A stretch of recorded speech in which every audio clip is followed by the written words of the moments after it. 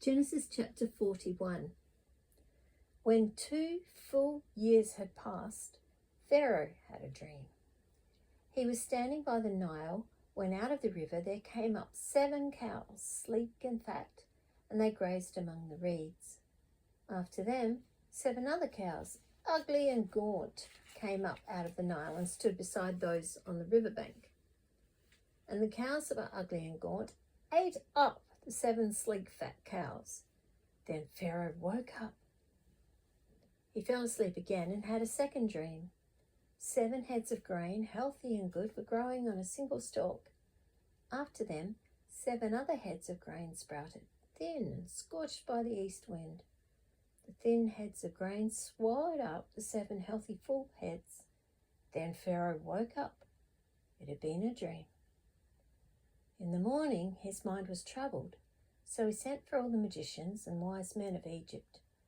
Pharaoh told them his dreams, but no one could interpret them for him. Then the chief cupbearer said to Pharaoh, "Today I'm reminded of my shortcomings. Pharaoh was once angry with his servants, and he imprisoned me and the chief baker in the house of the captain of the guard. Each of us had a dream the same night, and each dream had a meaning of its own. Now a young Hebrew was there with us, a servant of the captain of the guard. We told him our dreams, and he interpreted them for us, giving each man the interpretation of his dream. And things turned out exactly as he interpreted them to us. I was restored to my position, and the other man was hanged." So Pharaoh sent for Joseph, and he was quickly brought from the dungeon. When he had shaved and changed his clothes, he came before Pharaoh. Pharaoh said to Joseph, "I had a dream, and no one can interpret it, but I've heard it said of you that when you hear a dream, you can interpret it." "I cannot do it," Joseph replied to Pharaoh, "but God will give Pharaoh the answer he desires."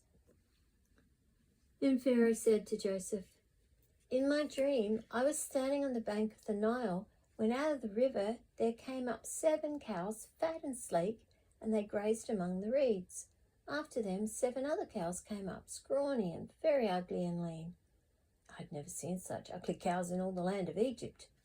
The lean, ugly cows ate up the 7 fat cows that came up first, but even after they ate them, no one could tell that they had done so. They looked just as ugly as before. Then I woke up. In my dreams I also saw 7 heads of grain, full and good, growing on a single stalk. After them, 7 other heads sprouted, withered and thin and scorched by the east wind. The thin heads of grain swallowed up the 7 good heads. I told this to the magicians, but none could explain it to me."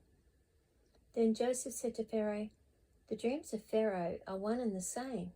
God has revealed to Pharaoh what he's about to do. The 7 good cows are 7 years, and the 7 good heads of grain are 7 years. It's one and the same dream. The 7 lean, ugly cows that came up afterward are 7 years, and so are the 7 worthless heads of grain scorched by the east wind. They are 7 years of famine. It is just as I said to Pharaoh. God has shown Pharaoh what he's about to do. 7 years of great abundance are coming throughout the land of Egypt, but 7 years of famine will follow them. Then all the abundance in Egypt will be forgotten, and the famine will ravage the land. The abundance in the land will not be remembered because the famine that follows it will be so severe." The reason the dream is given to Pharaoh in 2 forms is that the matter has been firmly decided by God, and God will do it soon. "And now let Pharaoh look for a discerning and wise man and put him in charge of the land of Egypt. Let Pharaoh appoint commissioners over the land to take 1/5 of the harvest of Egypt during the 7 years of abundance. They should collect all the food of these good years that are coming and store up the grain under the authority of Pharaoh to be kept in the cities for food. This food should be held in reserve for the country to be used during the 7 years of famine that will come upon Egypt, so that the country may not be ruined by the famine." The plan seemed good to Pharaoh and to all his officials. So Pharaoh asked them, "Can we find anyone like this man, one in whom is the Spirit of God?" Then Pharaoh said to Joseph, Since God has made all this known to you, there's no one so discerning and wise as you. You shall be in charge of my palace, and all my people are to submit to your orders. Only with respect to the throne will I be greater than you." So Pharaoh said to Joseph, "I hereby put you in charge of the whole land of Egypt." Then Pharaoh took his signet ring from his finger and put it on Joseph's finger. He dressed him in robes of fine linen and put a gold chain around his neck.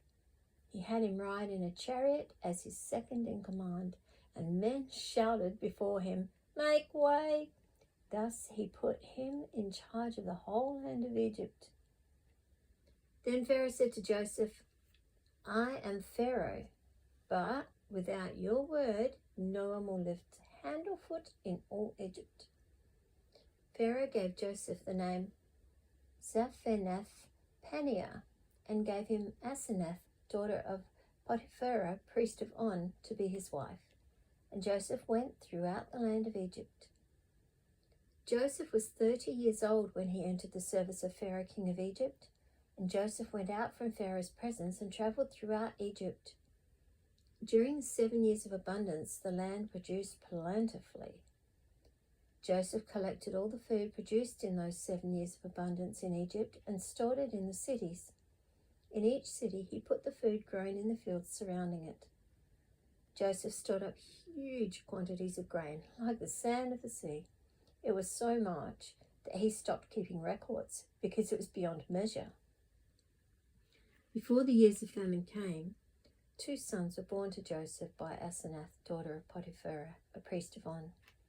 Joseph named his firstborn Manasseh and said, "It is because God has made me forget all my trouble and all my father's household." The second son he named Ephraim and said, "It's because God has made me fruitful in the land of my suffering." The 7 years of abundance in Egypt came to an end, and the 7 years of famine began, just as Joseph had said. There was famine in all the other lands, but in the whole land of Egypt there was food. When all Egypt began to feel the famine, the people cried to Pharaoh for food. Then Pharaoh told all the Egyptians, "Go to Joseph and do what he tells you."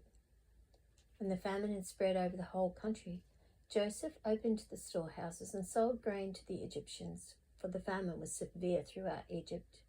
And all the countries came to Egypt to buy grain from Joseph, because the famine was severe in all the world.